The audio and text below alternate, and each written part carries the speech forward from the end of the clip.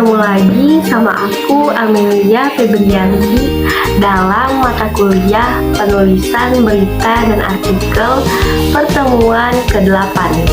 Nah, jadi setelah kemarin itu kita semua merayakan Hari Raya Idul Fitri. Jadi kita tidak membuat atau meresum ini jurnal mata kuliah penulisan berita dan artikel. Nah, setelah kemarin kita melaksanakan Hari Raya Idul Fitri, jadi sebelum itu aku pribadi mengucapkan minal aizin wal faizin, mohon maaf lahir dan batin. Kita kembali ke rutinitas mingguan.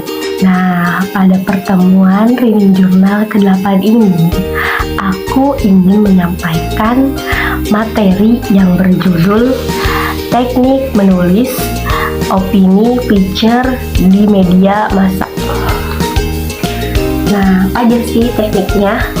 Sebelum itu, kita harus mengetahui apa itu opini dan apa itu picture. Apa sih opini itu?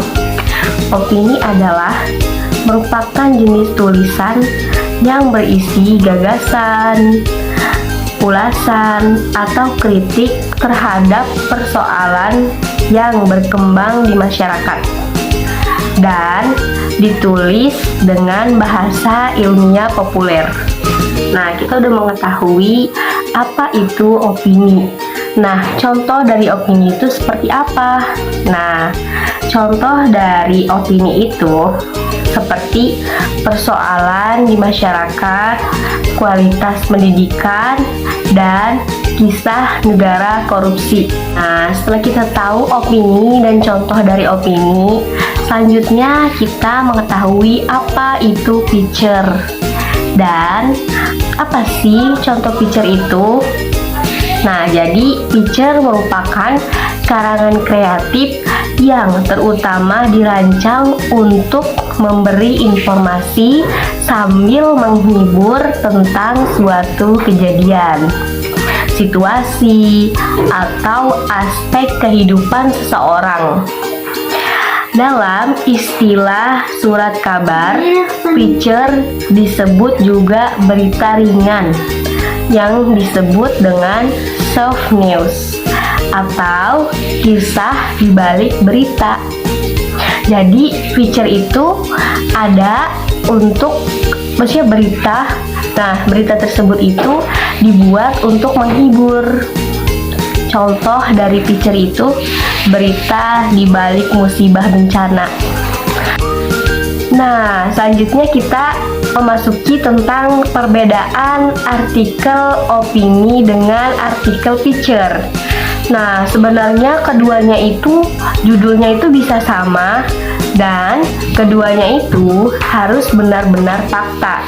Nah, yang membedakan antara artikel opini dengan artikel picture, yang pertama, opini itu bersifat subjektif. Terus pendapatnya pendapat pribadi atau satu orang. Terus di belakang picture, di belakang artikel opini itu terdapat nama penulis. Nah, yang selanjutnya yaitu picture. Nah, artikel picture itu bersifat objektif. Terus artikel picture juga ditulis dengan tim atau lebih dari satu orang, tidak pribadi. Dan selanjutnya di artikel picture itu tidak terdapat nama penulis. Jadi kalau bedanya, kalau artikel opini itu dia itu subjektif. Terus pendapatnya itu pendapat satu orang pribadi, dan yang satu lagi kalau artikel opini itu terdapat nama penulis di atasnya. Sedangkan kalau artikel picture itu yaitu bersifat objektif dan ditulis lebih dari satu orang atau tidak pribadi.